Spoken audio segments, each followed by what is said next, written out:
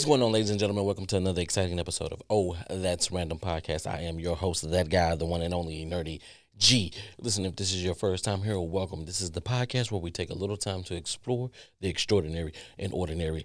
You're returning. Thanks for coming back. Thanks for rocking with the brand. Thanks for rocking with Nerdy's Umbrella. Thanks for rocking with Nerdy, your guy. Always going to be your guy. Listen. The best way to support us here, like, subscribe, share, do all that good old stuff. But two, also, they're on the screen right now. There is merchandise going by. Take a look at it. It's fly. It's dope. It's one of a kind. Slide on over to nerdysumbrella.com. Get you some of that merchandise and help support and build a bigger, better show. Listen, we got shows on the channel. We got the gaming. We got Snack Time with Nerdy. We have another show that's coming that I think you guys are going to like, okay? We have the Brunch Chicks. We have the Red Cup edition. All of that is on the Patreon. Those are uncut, unraw, uncensored. Yo, we just go for it. We're not trying to, the best words to say is we're not trying to get no sponsorships, okay, over there on the Patreon. But we give it up. We still give it up here on this main podcast, but it's a little bit different over there on the Patreon. So go get that Patreon. Sign up, Nerdy's Umbrella at the patreon.com. And it is what it is, right? Listen, today, it's a little different. I'm trying some things out different, right? I'm covering some stories. Like I said, we're going to explore the extraordinary and ordinary. Today, I'm going to play you guys two things, and we're going to just get right into it. Like I said, it's for me. This is, as a parent, this is touching. Okay, if this might need to holler out trigger warning or something like that, but this is kind of one of those like, so. I'm going to play the first, and then I'll play the follow-up. I want you guys to understand this is a story, and first and foremost, thoughts and prayers. I'm going to say that up front, but I do want you guys to hear this, so I'm going to cut this up just a tad bit, right? And I'm going to play it, and if you guys heard the story, I'm going to explore the extraordinary. There we go. Yeah, approximately at 7:14 in the 500 block of Jenner Road in Newark, Delaware, there was an incident where a mother pulled over to the side of the road to speak to her daughter as her daughter was upset, 3-year-old Nola Dinkins. As the mother was talking to Nola on the side of the road, she was approached by a white male at gunpoint who took Nola Dinkins. The white male was in a dark-colored SUV, possibly a Ford or Chevy, and was driven by a white female. The white male is described as approximately 40 years old, bald with peach fuzz hair. The vehicle had possibly rust or dirt on the exterior of the vehicle, and the vehicle drove away with Nola Dinkins. Nola is 3 years old, approximately 3 foot tall, weighing approximately 25 pounds with black hair and brown eyes. She was last seen wearing a white t-shirt, black leggings, white shoes, and her hair was in a bun. If you see Nola or this vehicle or this individual, please call 911 immediately, or you can call our non-emergency number at 57302. All right. So that's the first part. A lot of red flags right there. Just a lot of red flags. To me, the story didn't sound right. The story, this is a story that's on the East Coast. I know how we do things down south. That's a story on the East Coast. Just didn't sound right. When it comes to kidnapping kids or just, being a horrible person to do something that's like that, right? The whole ordeal with you're pulled over on the side of the road. I see you tending to your child. I'm going to hold you at gunpoint and take your child while there's another woman in the car. Yeah, serial killers, abductors. Everybody's a fan of crime in America because we're obsessed with crime. Didn't none of that hit my radar and say this could be a motive? This is not something that I've heard of before. Which today in today's society, anything's possible, but there are some things where you just go, I'm gonna wait, and I'm gonna find. I gotta wait to hear more. I gotta wait to see how this unfold. And lo and behold, it didn't take that long for this to unfold. So what I'm going to do is I'm going to play the second part of this and just, yeah, we'll go from there. Here in this Northeast Maryland community said they never saw Darian Randall or her 3-year-old daughter Nola living up the long driveway in the home of 44-year-old Cedric Britton. They say they barely knew Cedric and have no idea what he even did for a living. It was surprising and shocking to see all yesterday. Court documents show after police began investigating the accusation Nola was stolen off a quiet road in Newark, they learned what really happened. They say Randall had beaten Nola 15 to 20 times with a belt on Monday and that she collapsed and died after wrapping the child with saran wrap and putting her in a suitcase. Police say they drove around with the child's emaciated body, but later came back and put the suitcase on the basement steps. They say the next day, Cedric hid the body on a vacant lot more or less adjacent to his own property. By Tuesday night, Cedric must have known police were onto them. He had literally just been added to the local homeowners association as his girlfriend was reporting Nola missing. We left that HOA meeting, and as I understand, he was talking with neighbors in the parking lot after the meeting, and his phone was being called and called and called and called. And then he got a 911 text, and he said, "I got to go. It's my girlfriend." Police say he eventually confessed to all of the allegations and told them where the body was hidden. Both he and Darian Randall are now behind bars. She currently remains in a Delaware prison. We just can't fathom how a human could do this to another human being. And that someone so close to us here in the neighborhood could play a part in it is... All right. So that's that. So a few days after that initial report, it comes out the mother beat her daughter, got with her boyfriend to cover it up.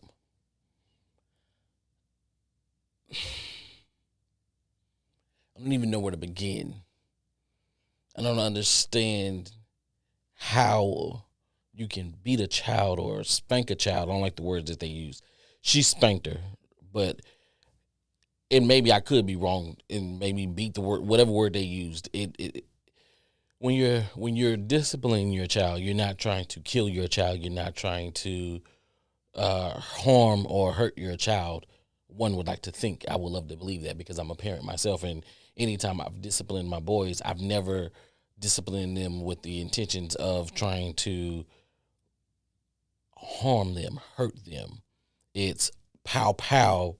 It's a pow pow. It's a pow pow type deal. Listen, you did wrong. Pow pow. You don't have to overly aggressively do it. You don't have to take a belt and go crazy. This is not the 90s. This is not the 80s. This is not the 70s, 60s, or anything like that. It doesn't take all of that. We've learned and we know what we need to do, right? I'm not exactly sure how old these folks are, but even when coming up with the story, said that you waited to report that your daughter was missing. No, if somebody takes my child and holds me at gunpoint, the first thing I'm doing is calling the police. So there's no, hey, my daughter's, there's no, hey, let me go home, think about it, and then call the police and say, hey, somebody took my daughter. No, the story doesn't, that first story, like I said, when she first reported it, just didn't sound right. And the fact that she drug her boyfriend into it, right? And the things that we would do for love is I'm not gonna say it's ridiculous, but sometimes love holds us hostage. We love this person. He loved that woman so much that he was willing to help her discard the body of her daughter. And no telling how long they've been together. I don't know if it was his daughter or if it was from a previous relationship. But even if you've been with her for, I don't know how long, didn't say how long they were together.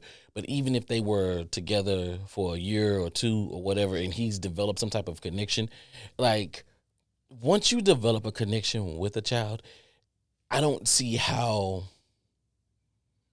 if something like that were to happen, I don't see how, other than love, where you wouldn't report it. Me personally, I'm going to report it. I'm sorry. If one of the children in my life, any of them, they don't have to necessarily be my biological child. But if my friends or whatever come to me and say, hey, I accidentally did this, we're going to the police. There's no trying to cover this up. There's no trying to make this child disappear. There's none of that. We're going to the police. We're going to tell them exactly what happened, and that's it. That's all. That little girl came here. She was 3 years old. She came. She didn't ask to be brought into this world, and I'm pretty sure. Listen, I don't know what was going on in that woman's life that she hit her daughter so hard that it made her pass out and die. Like, that is, I don't think anything should get to that point. I don't know if she was on drugs. I don't know what the circumstances is around it or what really truly happened in that moment. The fact that you had to go 15 to 20 times and to put that number out there, that is wild. 15 to 20 times. If that's what she broke down and told, or if that's what the boyfriend told the police officers, that is an egregious amount of time to spank on a child in one day. Right? If you're saying that, hey, I gave you 20 pops, then that's still a lot. That's still a lot for one day. Some kids, you give them one good pop and boom, hey, they in line. Some kids, other kids, you just have to talk to them. You know what I mean? Other kids, you have to take things away from them, and then they get to act right. You have to figure out what it is with your child. They don't come with instructions, but you go through all the processes. The pop is, for me, pretty much has been the last one. It's, let me talk to you, or let me tell you that I'm disappointed in you. See what reaction I get from you first. Then, if it's not that, let me take something away from you. And if I take something away from you and you start crying like I whooped you or I beat you, then kudos for me, because now I'm going to always take kudos to me, because I'm always going to take things away from you at that point. Because now, if you've never been whooped and I've never heard you scream that way before, but because I take something away from you and you scream like somebody went upside your head with a belt, there's no physical harm to you. Yeah, I'm rolling with that, because now I don't have to put my hands on you. I'm still safe as a parent, because now I just took something away from you, and you're not going to die. You know what I mean? Your feelings are going to be hurt, of course, because, hey, I took what you love right now the most away from you, but you're going to clean your room. You're going to do your homework. You're going to do the things that you need to do. And once you do those things that you need to do, then I can give you back I can give you back whatever it is that I took from you, whether it's a Nintendo Switch, your Xbox, a video game, Minecraft, or whatever it is. Then once you correct the behavior, I can give that back to you. No foul, no harm. I cannot fathom them. And like homeboy said, homeowners association, right? They added him. He's over there talking, and it's like, you never know what your neighbors do, but he did that out of love. He loved that woman so much that he was willing to he really risked it all for her. Back to my whole, I'm not Adam, but maybe we are Adam. Go check that out. Link right there. You know what I'm saying? That show, he risked it all for the woman that he loved, his companion, his partner. And I can't see myself doing that. And I just can't see myself doing that. And the fact that his neighbors were like, yo, we barely knew this guy, but he's on the homeowners association. We just added him in. He's out here talking to people. He seemed like a pretty decent guy. Right.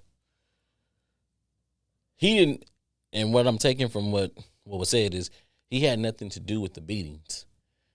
He just tried to cover it up. Still bad. No matter what way you cut it, it's bad. No matter what way you cut it, it's bad. Okay? You can't help your girlfriend cover up her killing her child, or even accidentally killing her child, because the humanity in me will not allow me to believe that was that woman's intention, that she got spooked when her daughter collapsed. She didn't, like I say, I don't know what was going on in that woman's life. Can't understand what led her to discipline her that amount of times in one day. With a 3-year-old, normally what you tell them is, hey, go to bed, go take a nap. Go take a nap. If you're fussy, go take a nap. Wake up, we'll try this again. Normally that's kind of where it's at with me. I don't think and it's just my own personal preference, I don't think that you need to pop a 3-year-old. I don't think you really, you know what I'm saying? I mean, a little pop, but nothing aggressive. Like nothing egregious. Nothing too like, okay, like a little, there you go, a little, hey, stop that. Nothing like where you putting some force behind it. I can't see that with a small child, 0 months to I want to say 6, but geez Louise. I mean, and maybe I'm a softie now just because I'm a little bit older, but I can't see that. I can't see that putting that extreme force behind that on a small child. Just can't see it. Seen my great niece the other day for the first time, and geez Louise, just heart melted. But it's like she was so small and so tiny, even though, you know, she's so small and tiny. Like I couldn't imagine anybody like popping her or hitting her, because it's just like she's too small. Like you can't do that. Like it's, I want to say it's the parent in me, but I look at it and I say, no, that's just the human in me. That's the heart in me. That's the way I look at that. Like there's other ways than hitting the child to deal with their temper tantrums, or if they're whiny or fussy, there are other ways to deal with it than just hitting them. If somebody's screaming and they're hurt, their feelings are hurt, or whatever the case may be, and you go and you physically hit them, you're not helping the situation. All you're doing is adding to that person's pain, and it's gonna be 10 times more worse, in my opinion. That's just me though, based off experience that I've had. I just can't see, like, where's her family? I have questions, right? And I'm pretty sure some of you guys have questions too. Where's her family? Where's the, if the boyfriend is not the biological father, where's the daughter's biological father?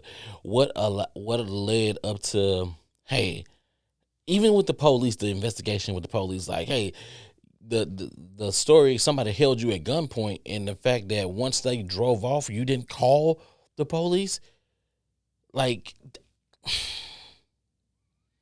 that to me, even the police, I mean, I don't know, somebody else in the police station heard the story and was like, yo, man, let's check this out. Like, this don't even sound right. This doesn't even sound right. And I just feel bad for that young girl that had to go through that. I mean, let's try to deep dive. Let's try to deep dive this allegedly, right?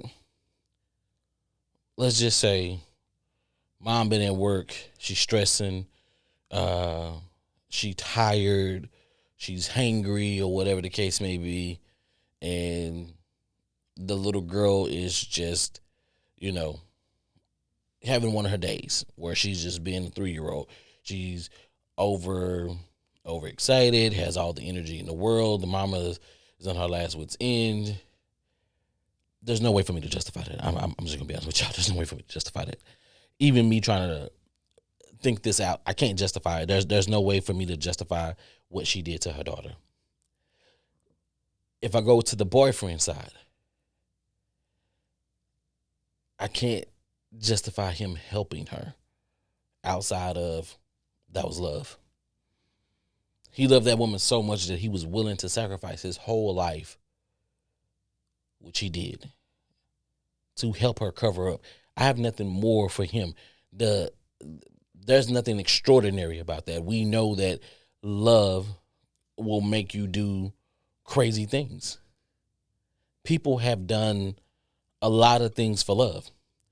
And we can't, and this is another thing, I don't want to, when you fall in love with somebody, or when you are around a person enough and your love grows for this person, genuinely, not forced, but genuinely, not in a situation where it can be taken out of context. You got to stop conflating it with Stockholm syndrome.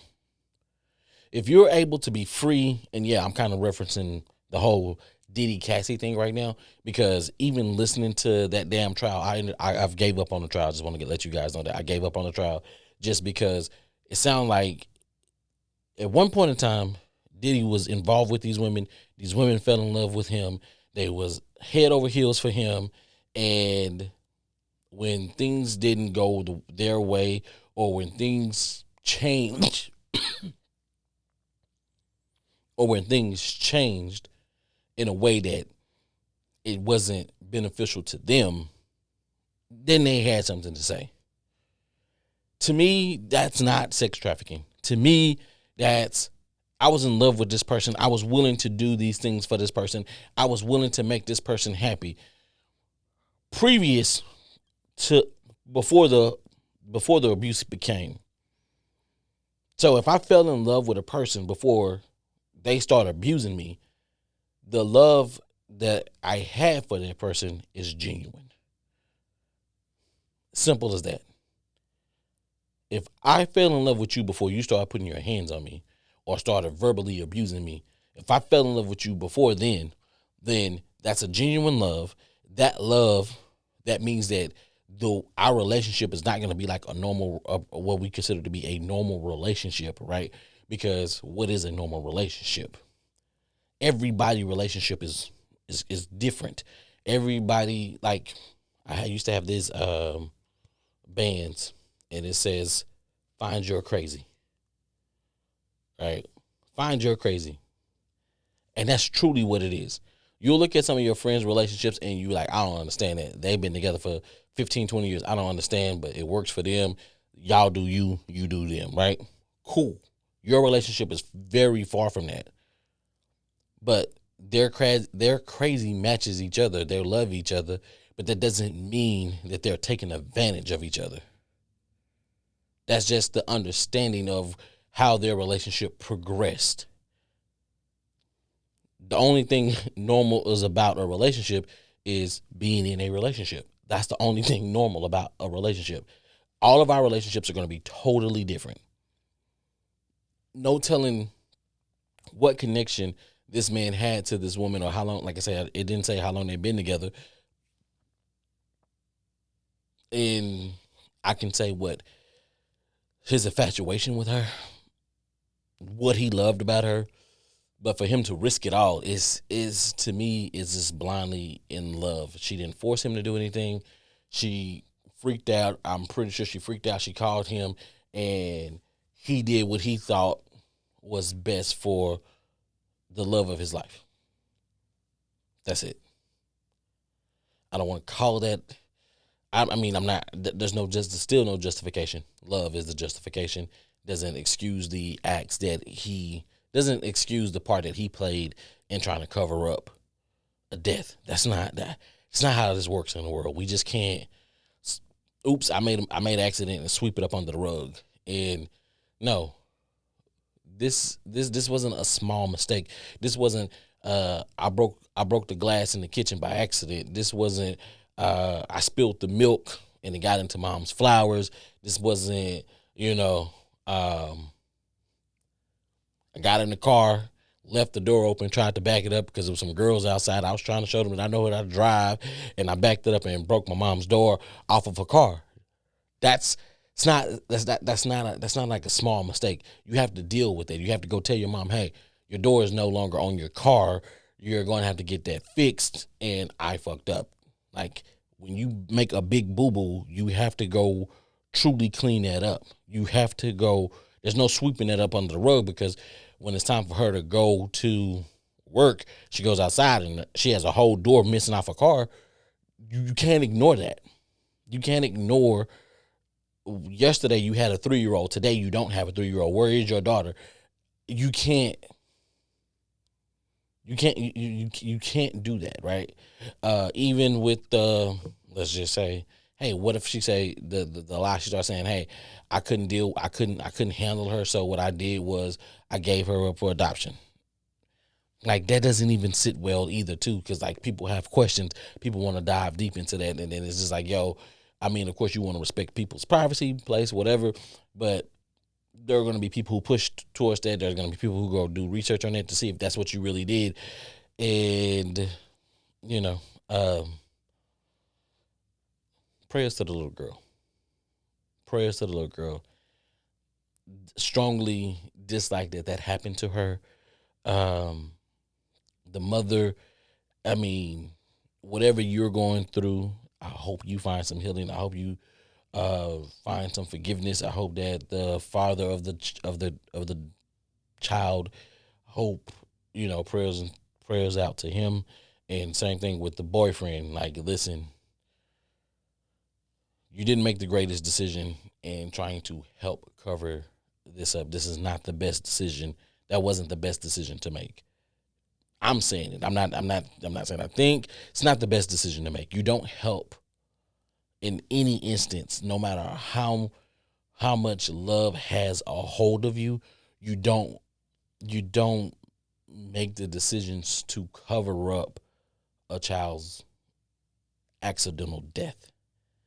Even if your girlfriend was the cause of that death, you know for a fact that she didn't try to kill her daughter, because that's, I don't think any parent in the right mind would attempt to kill an innocent 3-year-old.